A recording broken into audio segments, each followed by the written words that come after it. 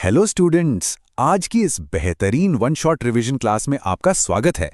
Competitive exams में computer section के अंदर कंप्यूटर जनरेशंस यानी कंप्यूटर की पीढ़ियां एक ऐसा टॉपिक है जहां से पक्के सवाल आते ही आते हैं।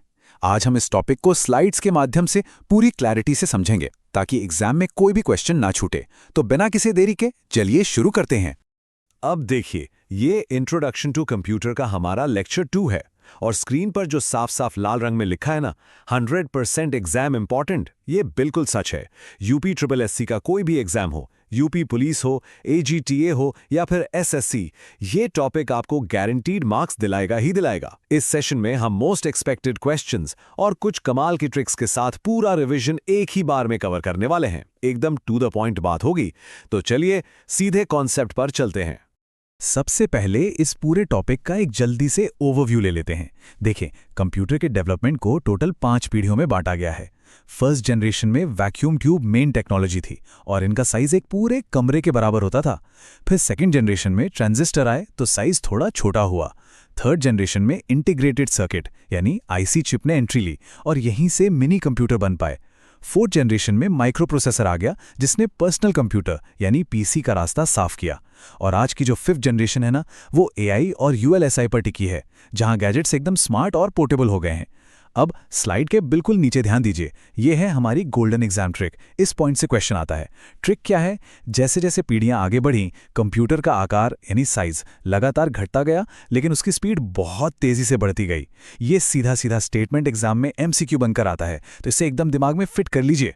चलिए अब थोड़ा डिटेल में बात करते हैं। फर्स्ट जनरेशन यानी प्रथम पीढ़ी का टाइम पीरियड 1940 से 1956 माना जाता है। अब यहाँ सबसे इंपॉर्टेंट बात क्या है? इसके हार्डवेयर की मेन टेक्नोलॉजी जो थी वैक्यूम ट्यूब। इसे 1904 में फ्लेमिंग और 1906 में डी फॉरेस्ट ने बनाया था। मेमोरी के लिए इसमें मैग्नेटिक ड्रम यूज होता था और पंच कार्ड का भी इस्तेमाल हुआ, जिसका कनेक्शन जोसेफ मैरी जैकवार्ड और हर्मन हॉलरिच से है। अगर ऑपरेटिंग सिस्टम की बात करें तो यहाँ बैच ऑपरेटिंग सिस्टम था, या यूं कह लें कि इसे मैनुअली ही ऑपरेट किया जाता था। अब आते हैं स्पीड और लैंग्वेज पर।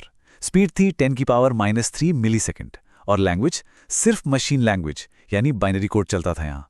अब ध्यान दीजिए, ये एग्जाम में बहुत इंपॉर्टेंट है। इसके examples ENIAC, EDVAC, EDSAC, UNIVAC 1 और IBM 650, ये नाम सीधे एग्जाम में पूछे जाते हैं। याद रखिएगा, ये कंप्यूटर बहुत बड़े होते थे, पोर्टेबल नहीं थे और बिजली तो बेहिसाब पीते थे। अब बढ़ते हैं सेकंड जनरेशन की तरफ, जो 1956 से 1964 तक चली। यहां ना टेक्नोलॉजी में एक बहुत बड़ा जंप आया। वैक्यूम ट्यूब को हटाकर ट्रांजिस्टर ने उसकी जगह ले ली। 1947 में बार्डीन, ब्रैटन और शॉकले ने इसे बनाया था।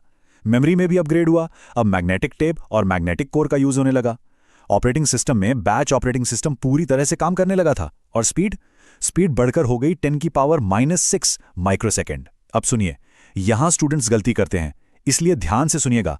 इसी पीढ़ी में असेंबली लैंग्वेज का इस्तेमाल शुरू हुआ था, जिसे कैथलीन बूट ने डेवलप किया था। इसके अलावा कोबोल, COBOL और फोर्ट्रान, FORTAN जैसी हाई लेवल लैंग्वेजेस भी इसी जनरेशन की देन है। एग्जाम्पल्स की बात करें तो एटलस, ATLS, हनीवेल 400 और IBM 1401, IBM 1401 इस जनरेशन के कंप्यूटर हैं। फर्स्ट जनरेशन के मुकाबले ये थोड़े छोटे थे, कम बिजली लेते थे और इन पर ज्यादा भरोसा किया जा सकता था। थर्ड जनरेशन यानी तीसरी पीढ़ी की बात करें तो इसका टाइम था 1964 से 1971 और यहां देखिए 100% एग्जाम इंपॉर्टेंट का स्टैंप लगा हुआ है, तो पूरा फोकस यही होना चाहिए। इस जनरेशन की जान थी आईसी चिप, जिसे 1958 में जैक किल्बी ने बनाया था। एक क्वेश्चन जो एग्जाम में बार बार छपता है, आईसी चिप किसकी बनी होती है? तो आंसर है सिलिकॉन या जर्मेनियम की। बिल्कुल याद कर लीजिए इसे। और हाँ, कीबोर्ड, मॉनिटर, रैम, रोम, इन सब की शुरुआत यहीं से हुई थी। ऑपरेटिंग सिस्टम भी एडवांस हो गया। टाइम शेयरिंग, मल्टी प्रोग्रामिंग और रिमोट प्रोसेसिंग आ गए।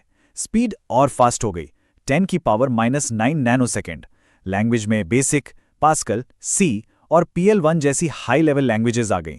और सबसे बड़ी बात, इसी पीढ़ी में मिनी कंप्यूटर का जन्म हुआ था।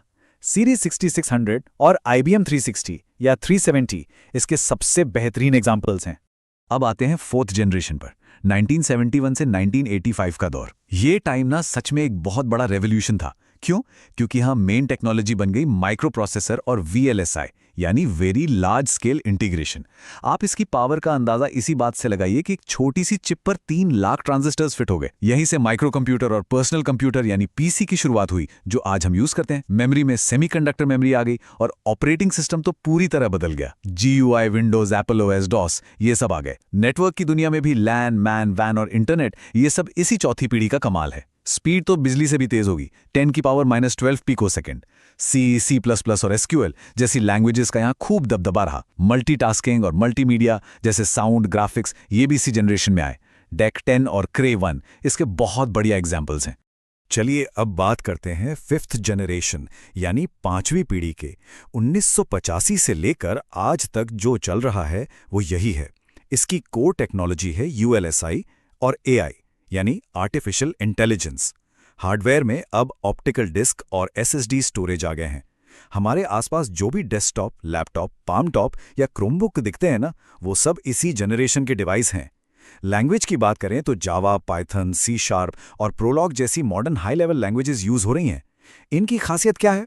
इनमें खुद डिसीजन लेने की पावर है, पैरेलल प्रोसेसिंग है, क्वांटम कंप्यूटिंग है और वॉइस तथा विजुअल रिकॉग्निशन तो हम सब अपने फोन में देखते ही हैं। अब नीचे लिखे इस नोट को बिल्कुल मत भूलिएगा। भारत में बना परम सुपर कंप्यूटर इसी 5th जनरेशन का हिस्सा है। ये सीधा प्रश्न परीक्षाओं में आता है, तो इसे अच्छे से नोट कर लीजिए।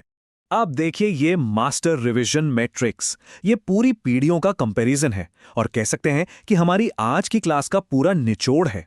यहां आप साफ देख सकते हैं कि कैसे कोर टेक्नोलॉजी 1st जनरेशन के वैक्यूम ट्यूब से शुरू होकर ट्रांजिस्टर, फिर IC चिप, फिर माइक्रो प्रोसेसर और आखिर में 5th जनरेशन के ULSI और AI तक पहुंची। लेकिन यहां सबसे शानदार चीज है नीचे दी गई ये स्पीड ट्रिक।